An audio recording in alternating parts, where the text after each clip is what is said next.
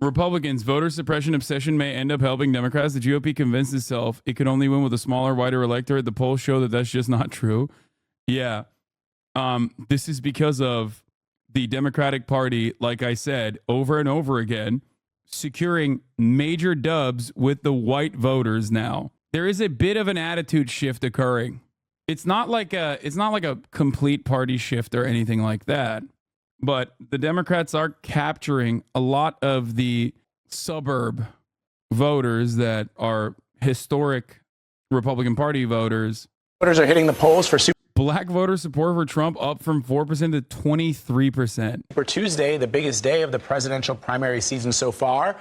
By the way, remember when I mentioned this like a couple months back and people were like, dude, you're so dumb. You're so wrong. Remember when I said the black voter base of support in the past would just simply not vote if they weren't voting Democrat? And nowadays, they're not only not voting, but some are actually voting Republican. Where are my naysayers now? Republicans are holding nominating contests in 15 states and Democrats in 15 states and one territory. President Biden. It's only black men. Oh, never mind then. I guess that this major shift is not significant then. Biden, of course, secured overwhelming support from black voters back in 2020, but new polling shows that backing could be declining. The recent New York Times Siena poll shows 23% support among black voters for former President Trump. That's up 19 points since a similar poll just before the 2020 election. A new article from Baratunde Thurston, a writer for Puck News and host of the How to Citizen podcast, outlines a shift for enthusiasm for President Biden among black voters, and he joins us now to break down the dilemma. Baratunde. Breaking, black people are not a monolith? Yeah, no shit, dog. Of course black people are not a monolith. However, the black voter bloc is the closest of a monolithic voting bloc that you had consistently in the United States of America. We're talking 90%. They see the failures of Biden, and I think that's full extent of the left, the consequence of liberals adopting progressive aesthetics. No, I don't think a lot. I think a lot of people are just like refusing to reckon with misinformation in many respects. Party loyalty from the black voting bloc is only going to take you so far if you refuse to do anything for people.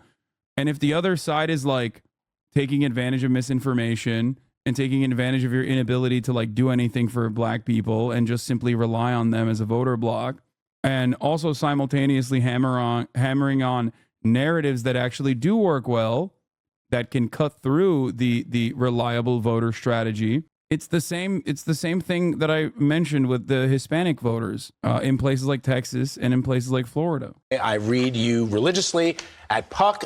Break down to our viewers. I mean, on one hand, they hear former President Trump suggesting that because he's been indicted all and these times and has a mugshot and also has now, sneakers, that's going to gain him traction with African-American voters. Sneakers traction? Oh, I didn't even see that I was doing that. Very good. But help me understand. Jesus Christ. Okay. I mean, I think he was just joking about that. He's like laughing about that. He's not being serious. That would be ridiculous. What's driving this shift in support for President Biden to Donald Trump? Thanks, Vlad and Anne-Marie, for having me. Happy Super Tuesday, and I hope everybody who can will go out and vote in this election. Once again, this is a byproduct of negative influences in defensive voting versus positive influences and offensive voting. Republicans give you something to vote for. Now, obviously, the something that they present are horrible, right? It's horrible. It's like humiliating your opponents, killing the woke liberals, whatever the right? Saying that you're going to suppress women's autonomy, saying that you are a representative of traditional masculinity, things like that. That sort of stuff is at least getting people to vote in the direction of the Republican Party because they're like, well, I agree with that. If the other side is offering nothing and simply saying you have to vote for us because the other side is racist, yeah, you're going to see a lot of people going, yeah, they're racist, but I don't give a shit. They got like this other stuff.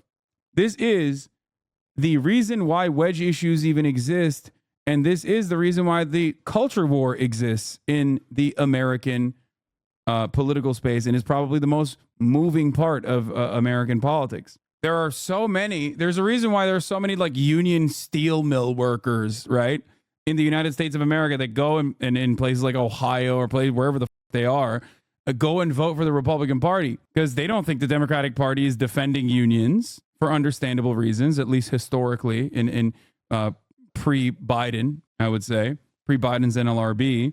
There was never a even decent push to align with labor rights in this country by the Democratic Party. We've like completely dropped that, especially so since the 90s.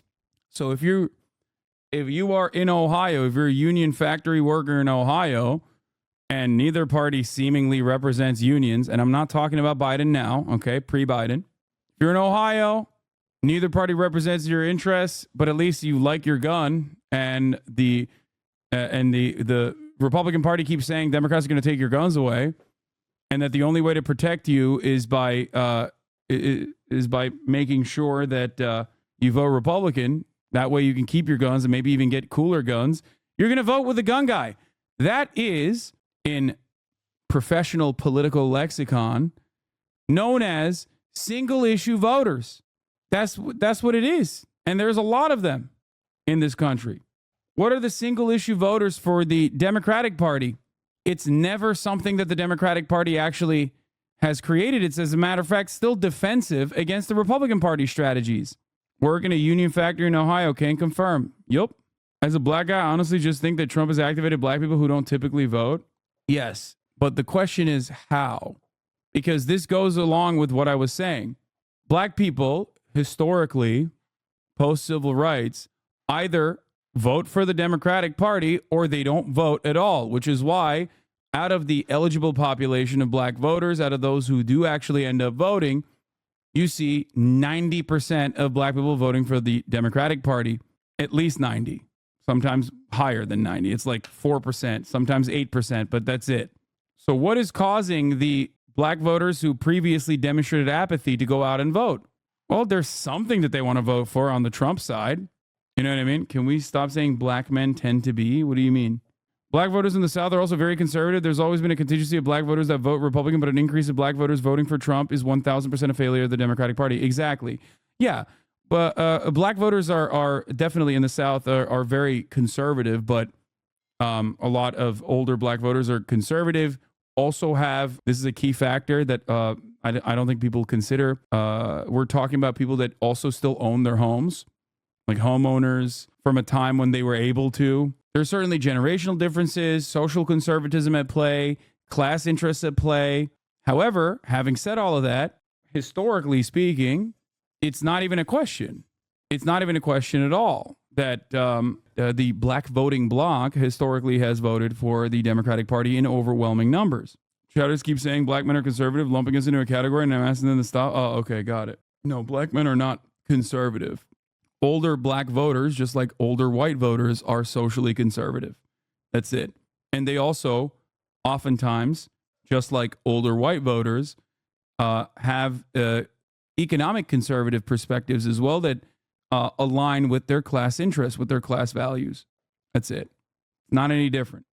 It's the same principle behind singling out black people for homophobia in a country like the United States of America, where by and large, white people demonstrate the same exact bigotries that black people demonstrate in almost the same exact percentages, if not worse, if not higher percentages.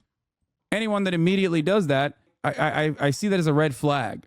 Like, we got to talk about bigotry in the black community. And as a matter of fact, in many instances, a lot of that sentiment is expressed by black academics and liberal black writers in outlets like The Root. It is a way to, and I've talked about this before, it is a way to launder the same old, antiquated, deeply racist black male stereotyping, presenting a black man as an aggressive figure, but with liberal terminology. You're finding a way to stand on the progressive side while repeating the same old narratives that black men are uneducated and violent. It is infinitely more complicated than that, and I don't like that. I don't like that kind of sentiment at all. feel like we're shadowboxing right now. No, we're not. This is something that I've talked about quite a bit, as a matter of fact.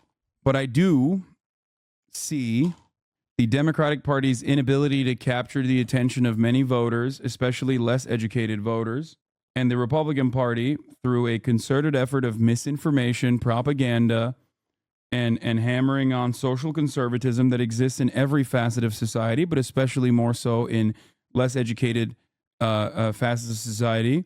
The Republican Party is taking advantage of the lack of interest from the Democratic Party in capturing those votes and taking those votes away. In the past, the Democrats were able to skirt along comfortably in a lot of these demographics. The ones that did not vote would not dare vote for the Republican Party, who openly was engaging in white supremacist values as a means to continue capturing the attention of the majority of the white voter base. However, nowadays I do think that with the lack of interest in offering anything positive to vote for the Democratic Party, you're finding more and more black men, especially within the black voting bloc, go to the Republican Party. It is not the sneakers. It is not the shoes. And I think it is important to emphasize, as Pastor Michael McBride, who I interviewed for this piece, said, Trump's life is not available to you, bro. Like, we can't be out here, no matter how fly our sneakers are, with 91 counts against us, hosting rallies and pursuing the presidency of the United States. There's definitely a double standard there. But what I found... I definitely remember the whole FD video about how the black vote for Republicans, specifically the black male vote for the Republican Party, is greatly overblown by mainstream media when compared to actual data. I wouldn't be surprised if this is still the case. No, I don't. I think it's certainly being exaggerated, but I do think it spells trouble for the future prospects of the Democratic Party. And this has been an ongoing, consistent trend. I think that this is a consistent trend. Is that there are 3 or 4 parts of the puzzle. The overall, we got to understand, is a game of margins. There's not a huge Blexit of black people exiting the Democratic Party. But when elections come down to tens of thousands of votes in a handful of states, every vote counts.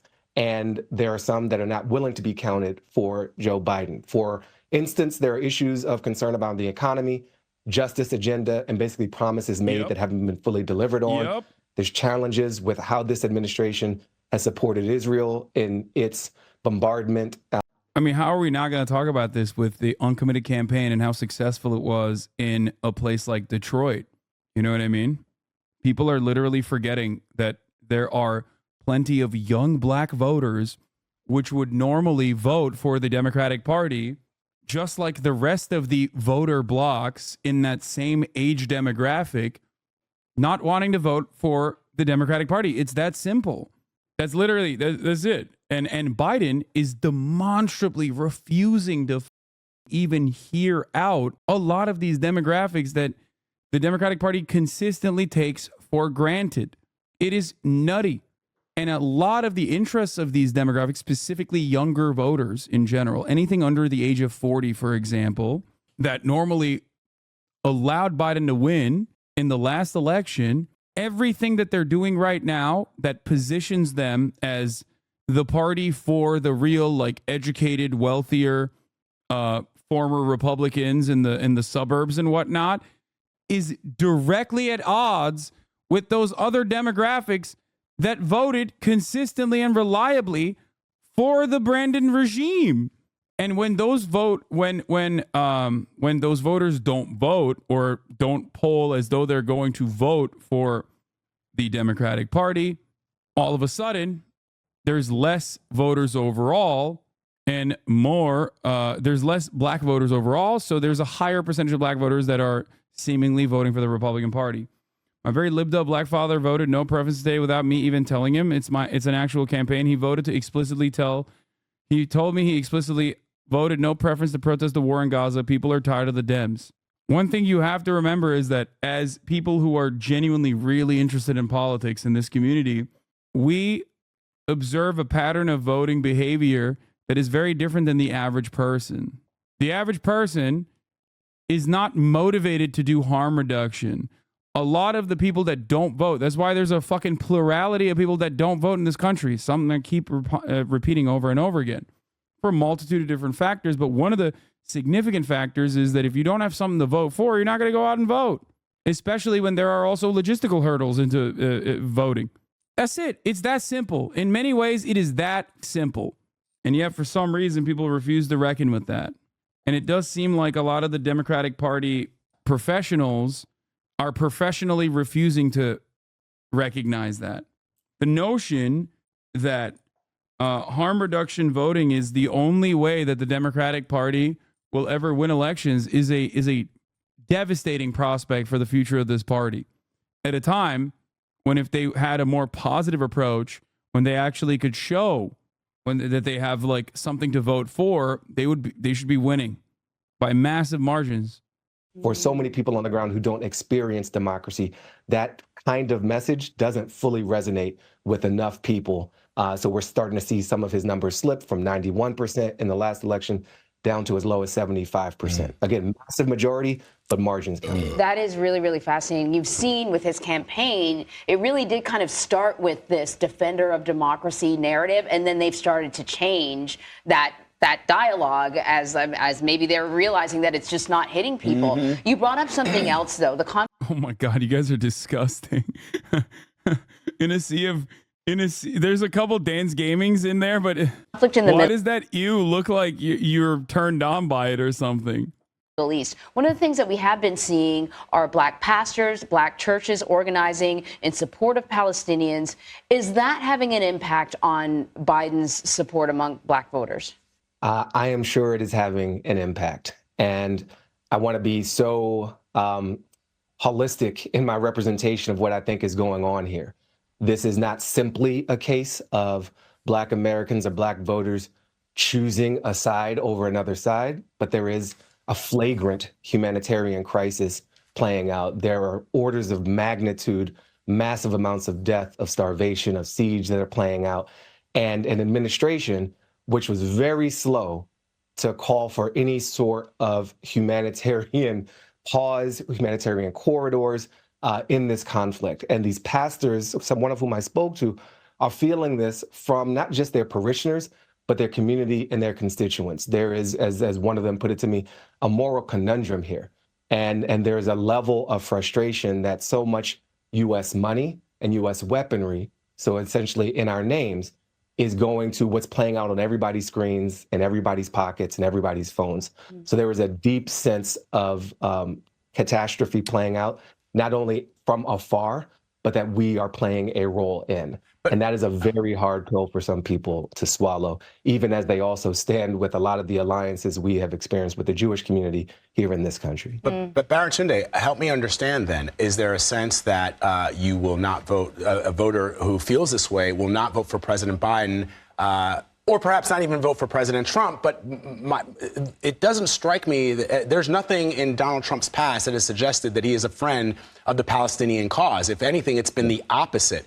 Donald Trump, with a return to the Oval Office, would be potentially catastrophic. It's already catastrophic for Palestinians in Gaza. But I mean, I don't know why people just can't comprehend this. It's like people are not making this mental calculation. One, because many people are just, not, I guess, intelligent enough, but a much larger percentage of people are not making this calculation because they're seeing what's happening in front of their eyes and going, you're the one doing it. Don't do it. Stop it. Democrats know this too. That's why there was a very concerted effort to literally say, well, you can't change Trump's mind, but you can at least pressure Biden into doing things that you want to do. So now that people are trying to pressure Biden, they're like, well, you can't change Trump's mind. It's like, bitch, we're trying to pressure you. You're the one who's doing it right now. This is about every voter, by the way. The expectation that people are supposed to engage in defensive voting and harm reduction is a very stupid, self-defeating prophecy that inevitably leads to these results. People do not always reliably and consistently do harm reduction voting. Many more people just vote for something, especially when it's a rehashing of 2020. You can't go, once again, we got to do harm reduction voting. Trump's not the president right now. You are. Reduce the harm. Show people why harm reduction matters, why it works. Right now, you got almost 2 years of real wages, negative real wages. That's something in the back of people's minds. They are not going to forget that. And then also on top of that, an ongoing genocide that you're doing. Why the would they turn around and be like, yeah, I'm going to vote for the genocidal guy where I experienced negative real wages for 2 years out of the 4 years of his presidency? It's nuts. I can't even imagine what it would look like, in terms of his policy and in terms of his rapprochement to Bibi Netanyahu. So help me understand that. And then, you write in your piece that the saving democracy feels short-sighted to you. But for some people, that is rather important of a message in the here and the now. Yeah, now I want to clarify my points about democracy. I totally am down with saving democracy. I'm down with the idea of all of us embodying and practicing democracy. I'm also down with being realistic about how messages land in people's communities and in people's bodies. And it's very hard to get people to rally around the idea of democracy when some of them haven't had their voting rights restored and don't have literal access to it in the form of the ballot box, or when the promises of democracy don't bear fruit in people's daily lives. And so we have to meet people where they are and not browbeat and shame and push people through fear into voting, but invite them in to participate in shaping the system through people power, which is what the whole project here in America is about. As far as the situation in Gaza, there is not a simple action that I see happening of Black people saying, I'm upset with Biden over this, therefore I'm going to vote for Trump. That's a big leap. I am upset with this administration over this, and I need to register my discontent because their actions have not fallen in line with the majority of the people in the Democratic Party, and in some measures, the people of the country, to try to rein in some of what we're seeing play out on our screens. And so people are taking their opportunity, especially in a primary, which is where some of these disagreements play out. We've seen this happen time and again on a number of issues. I know it's not a great argument, but at least you can say that libs will react to Trump's actions in Gaza in a manner that is contradictory to their current POV. Yeah, but it won't stop the murder, the death, and destruction. That's the point. I agree with that. Yes, if Trump was currently president, which he is, brother, QAnon, he's still the president, and Israel's doing what it's doing right now in Gaza, there would be a ton more liberals. Oh my God, mainstream media would literally be forced to actually cover it because it's Trump doing it. Ultimately, my point is, no matter what the groundswell of support is for a particular position, when it comes down to it, American foreign policy is going to go in one direction and one direction only. And we have no say on it. We don't even have any say over healthcare either, to be fair. What happens in November is yet to be seen. I am sure some of these folks want there to be a more significant policy change. I'm sure some of them may not vote at all or may vote for a third party. I'm sure the vast majority are not going to flip from Biden to Trump over this issue. I don't think people are that short-sighted or that unclear in their thinking, but they're looking for some outlet to express what is playing out before them and strikes them as very morally challenged. And I think on the economic argument, I think we have to elect Trump so liberals will finally fight against injustice isn't a terrible argument. No, it is a terrible argument because Trump was already president and liberals did fight against injustice. Guys, never forget Kamala Harris voted for Medicare for all, only to then turn around and run against it against Bernie Sanders. It means nothing. Liberals saying that they're for something when they have no power means nothing. Liberals, when Republicans control Congress and the White House, literally will be like, I'm a radical revolutionary Marxist-Leninist. I want to restore the vanguard party. I want to seize control over the means of production and deliver it directly to the proletarian so that we can implement a true proletarian dictatorship. They say shit like that when Trump is in office.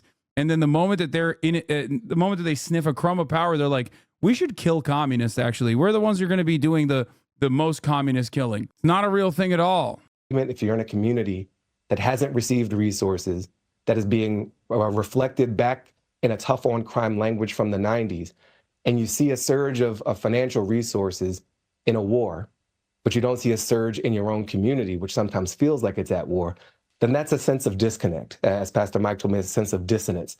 And so how the Biden campaign and the Biden administration respond to that sense of dissonance They have opportunities to do that. And part of it is not gaslighting people about their sense of morality or their sense of disconnect, but meeting them where they are, acknowledging it, and trying to more deeply. And Trump moved the embassy to Jerusalem while Israel attacked the Al-Aqsa Mosque year after year. None of these libs were in the streets opposing that. Yeah, there's a difference between those instances, which happened under the Biden administration as well, if you recall, because they didn't really stop doing that, versus what we're experiencing currently. You can't not cover October 7, and you can't not cover October 8, 9, 10, 11, and the aftermath. Whereas you can definitely not cover the bombing of the Associated Press building and shit like that. You shouldn't. You shouldn't avoid covering such things, but they did. The difference, however, is that,